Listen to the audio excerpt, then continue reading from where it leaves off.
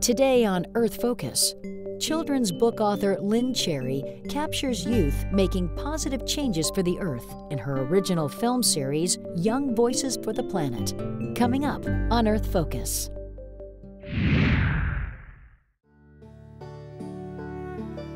In the Catoctin Mountains of Maryland, Lynn Cherry spends many of her days over a drawing table.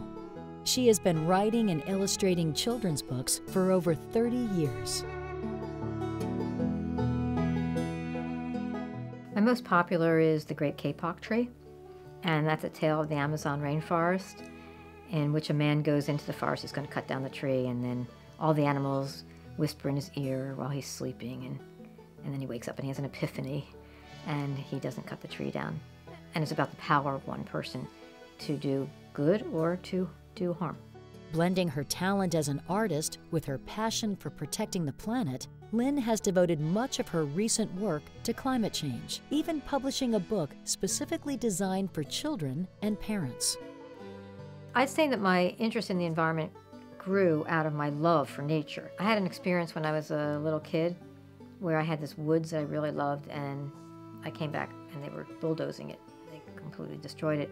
And so it was really traumatic experience. And that's when I began thinking, the adults don't really know what they're doing. And I began to question.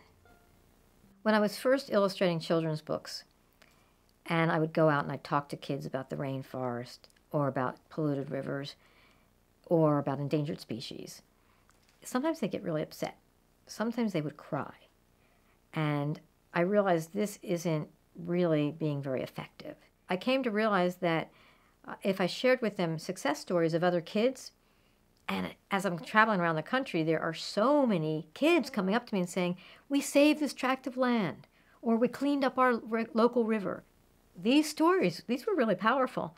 And I realized when kids are engaged like that, that's the gift I wanted to give them. I wanted to show kids that they had power. And I could do that simply by sharing their stories, what they were doing. And sharing those stories effectively meant going beyond books to films that can easily be seen online. Her series, Young Voices for the Planet, shows how young people can make a global difference.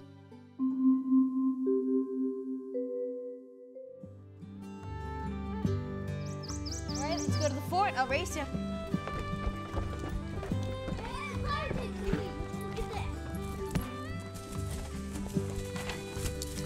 Come, Claire. Put your map on the table. The creek is... Yeah. I think we should go to the creek. Okay, so we have to go beyond those two hills. Do you hear that? Jackson, that's a broad-shouldered hawk. There's a creek. It's really close. Want to go find it? This way. Let's go this way.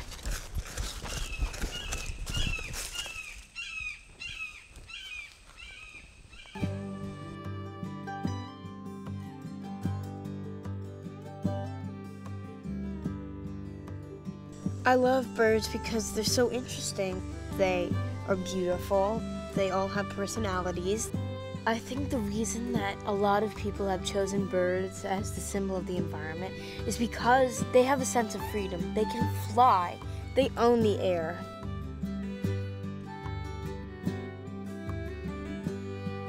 My dad's side of the family lives on the coast of the Gulf of Mexico. Those beaches are beautiful. Or at least they were. The animals there were amazing. The crabs that would pop out of the hole, scurry and plop back in, and the sanderlings that would go and hunt after them, and the brown pelicans, and the certain great blue heron, who I think has become one of my best friends. He'll go down into the water, take a fish, put it out, shake it, and swallow it head first.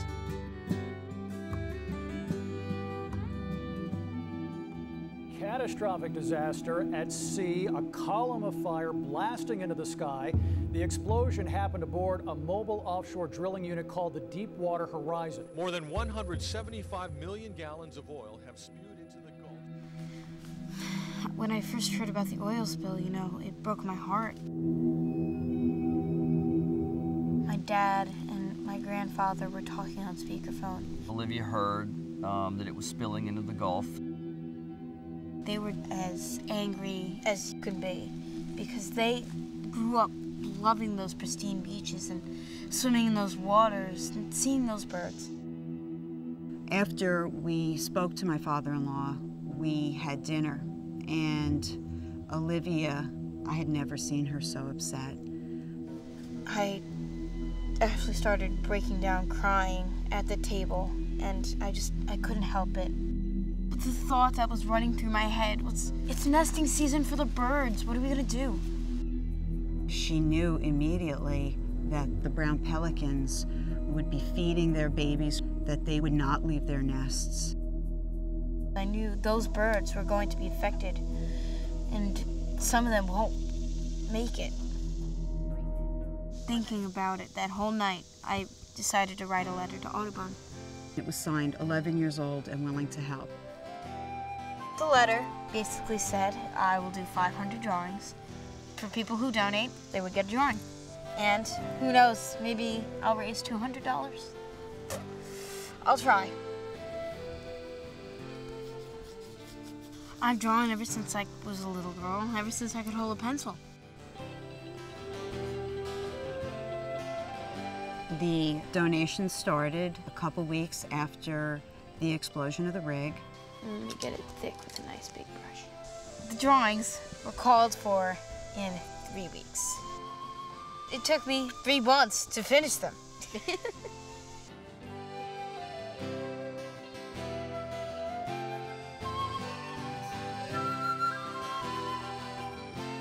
It was such a media whirlwind. First, it went to the Mobile Press Register. Then it spread to the UK. The Guardian UK published an article saying, "Schoolgirl shames BP." From there, it went viral. Then Huffington Post. Then AOL Philanthropy. It was going crazy. My mother was getting like 100 emails an hour. Belgian newspapers, Italian TV. My mom was having a heart attack. Mainstream media in the United States picked it up. CBS News, USA Today, People. 144 million people had seen my story. 2 months, 144 million people. It tells you people want to help, but they just don't know how. That's why I think they need a role model like youth to say, if a child can do it, so can I. I can make a difference. Her illustrations are just beautiful. They really are. 11-year-old girl. Amazing. But what was really astonishing is just how that message that kids can make a difference went global big time. And that was so important. I mean, I think that, yes, the $200,000 that cleaned off all those hundreds of birds, that was really great. But also that kids now know, millions of kids now know, that a kid can make a big difference. Olivia encouraged us to meet with our representatives in Washington, D.C. to advocate for alternative energy and the birds. We actually met with Ken Salazar. We should stop offshore drilling, stop relying on other countries. Have you ever seen a solar panel break down and it ends a whole ecosystem, destroys a whole way of life for people and animals? Have you ever heard of a solar spill? You don't have to do what I did, but everything that you do for our planet counts. She just sees the big picture. And she has the love for the birds. She understands that she has a power to maybe influence the way we allow oil companies to pollute. And she knows that there's a bigger policy issues in that we need to support renewable energy legislatively through congressional mandate.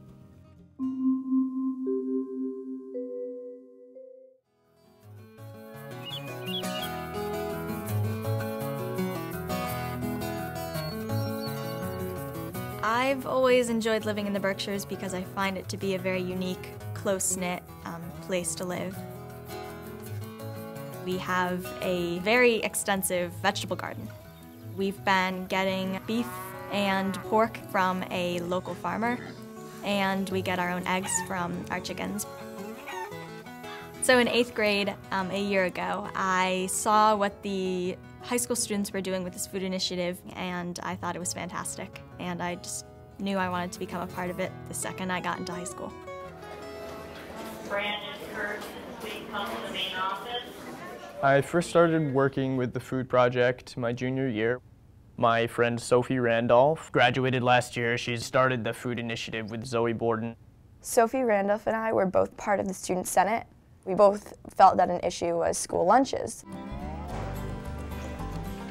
If I have to eat pizza, I will, but I don't know, it's never looked appealing to me. I bring my own lunch because I'm a vegetarian and they don't really offer vegetarian options in the cafeteria.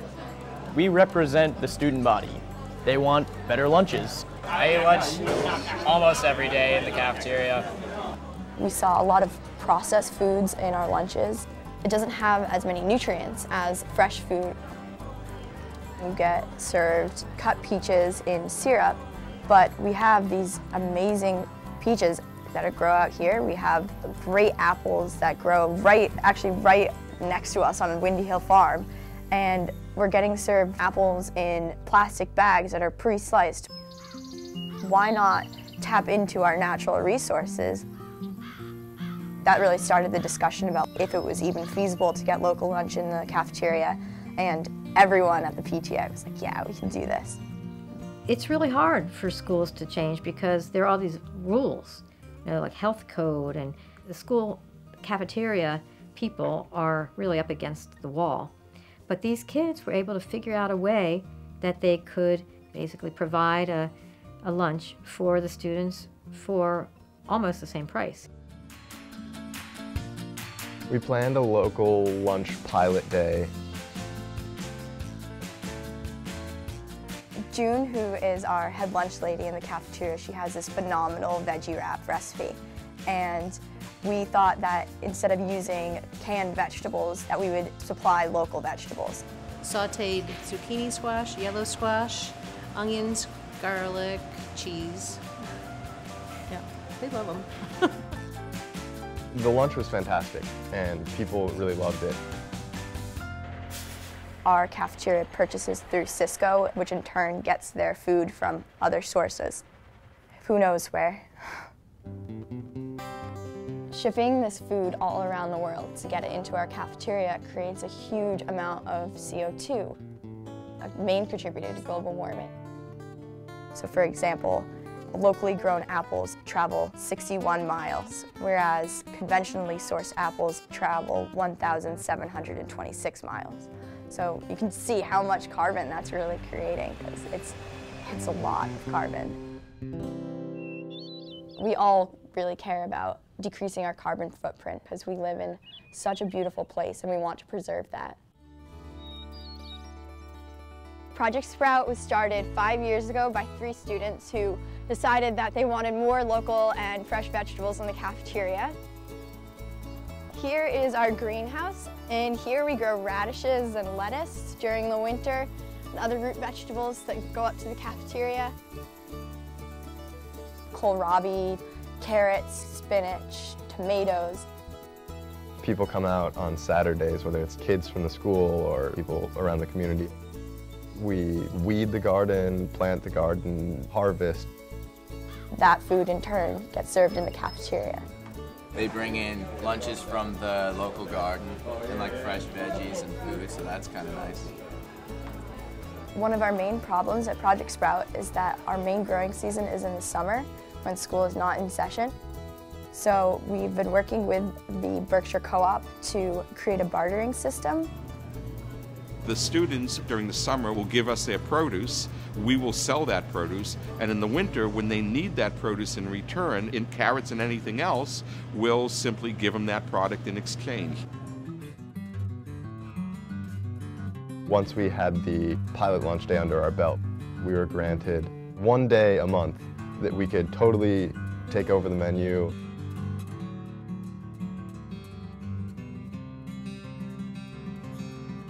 Fresh food will have more nutrients and kids will have more energy during the day. Kids who are well fed can be focused, they can be engaged, they can do meaningful work in ways that other kids can't possibly. One of the main concerns that food services had was that they didn't have enough staff. You have to prepare fresh food. You can't just unfreeze it. You can't just take it out of a can. So it was more work, and that's where we stepped in to say, we'll help with that extra work. So we had students in the cafeteria mixing avocados. We had teachers cutting vegetables. But they were concerned that we weren't food safe certified. And so we said, you know what, we'll get food safe certified. Charlie Kelt and I went to a 9-hour seminar. We learned what temperatures foods need to be cooked at, how to avoid cross-contamination. We all passed with flying colors and received our certification. We planned a rotating schedule so that each of us could plan with the help of a local chef each month. In October, I worked with Brian Alberg of the Red Lion Inn. I went to the Red Lion Inn and we sat down and worked out a menu. The Red Lion ordered a prize-winning steer from the local fair. And Brian Alberg was like, we want to use it for the lunch, for the local meatloaf. And then he actually had all the local farms delivered to him, and then he got all of it and delivered it to us. And then he cooked it with us, and students also helped out, and it was a good day. Not only was our meatloaf grass-fed, it was a really great opportunity for us to show students where our food is coming from.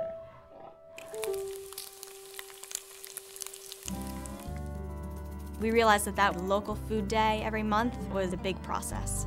We wanted to move it out of the students' hands and into the cafeteria's hands because we knew ultimately that would be the way to make it long-lasting. So we're aiming toward getting a few locally grown items in our lunches a few times a week.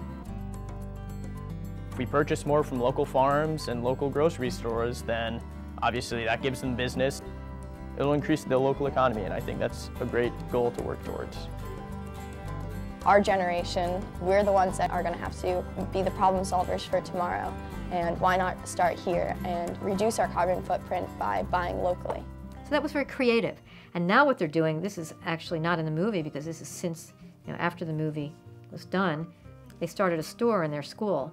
So they make food from all local ingredients, and it's part of the business course at the school, and they're providing fresh, local, organic, a lot of vegetarian food for the students all day.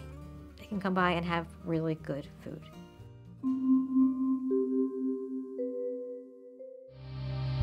Because of sea level change, Miami, out of all the coastal cities in the world, will have the greatest economic loss. At a certain point, we couldn't stop thinking, is there anything that we can do?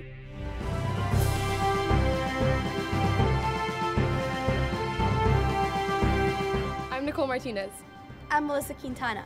I'm Madeline Cowan. I'm Larissa Weinstein.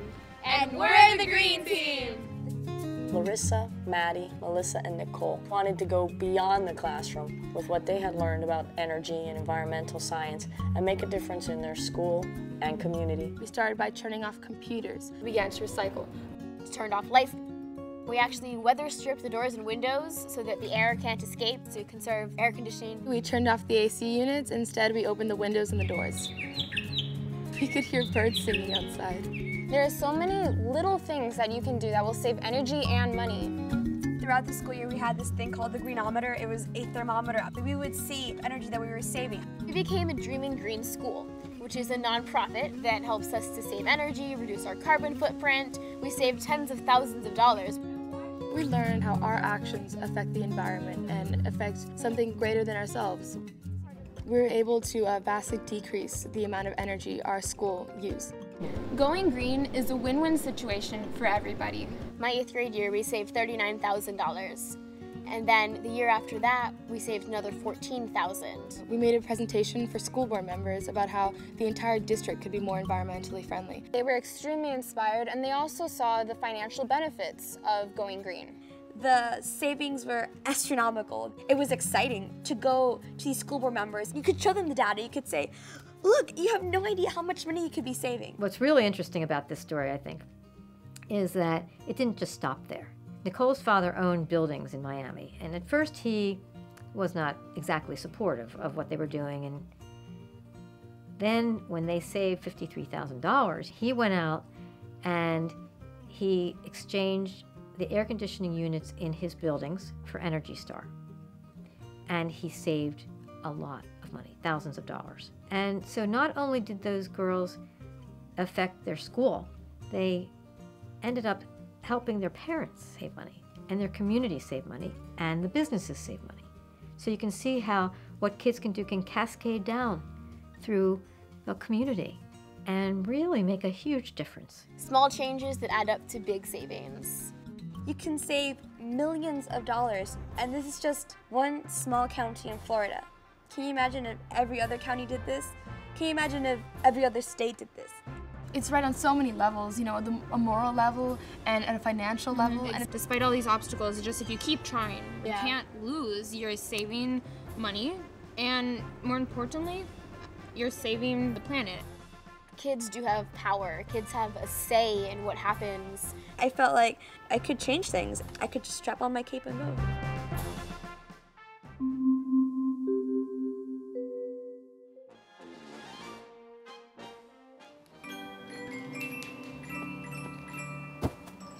My name is Felix Finkbeiner. I'm 11 years old from Germany. 2 years ago, after the warm winter, my teacher asked me to give a presentation about the climate crisis. Felix came home and said, hey, I have to make a PowerPoint presentation next week. I said, but you need Papa, I have no idea how to do that. But finally he worked out by himself. He was researching in the internet and he learned about Wangari Maathai. I found out that Wangari Maathai planted 30 million trees in Africa in 30 years. So I thought if Wangari Maathai can plant 30 million trees, we students in Germany can also plant 1 million trees. This is the first tree we have planted. It's an apple tree. This tree was that size when we planted it 2 years ago. Each tree that we plant takes up 10 kilos of CO2 every year.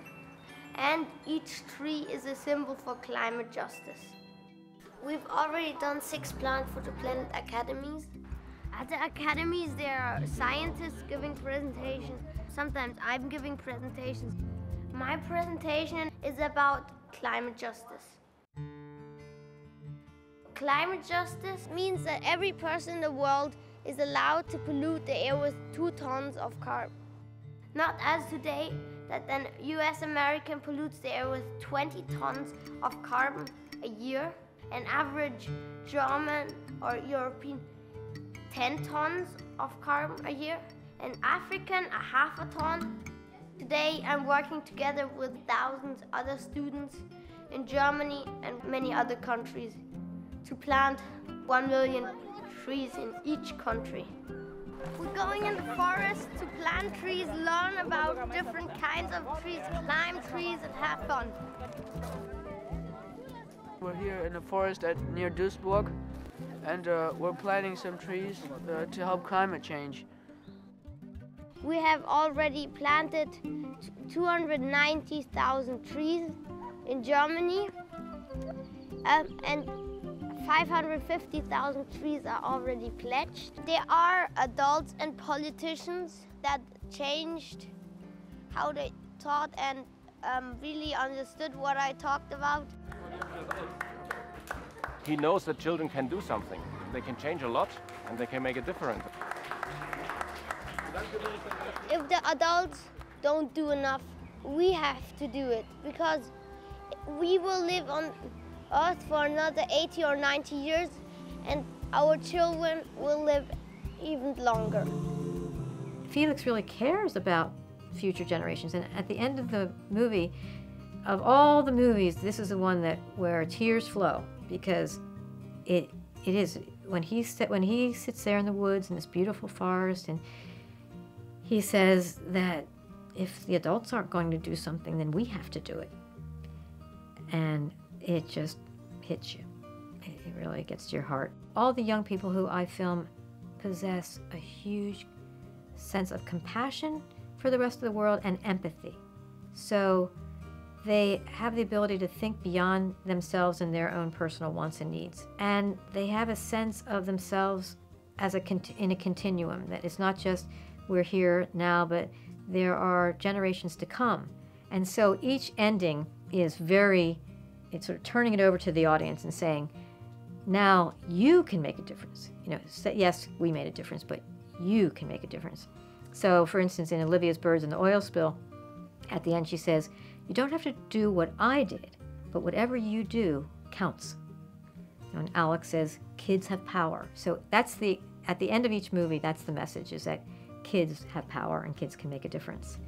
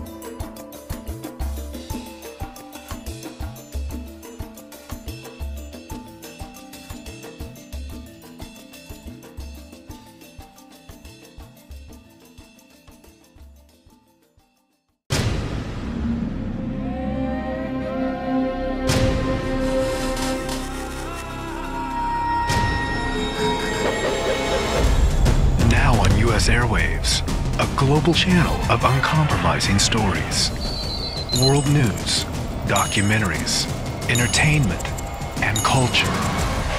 Link TV, connecting you to the world. For more information, visit linktv.org.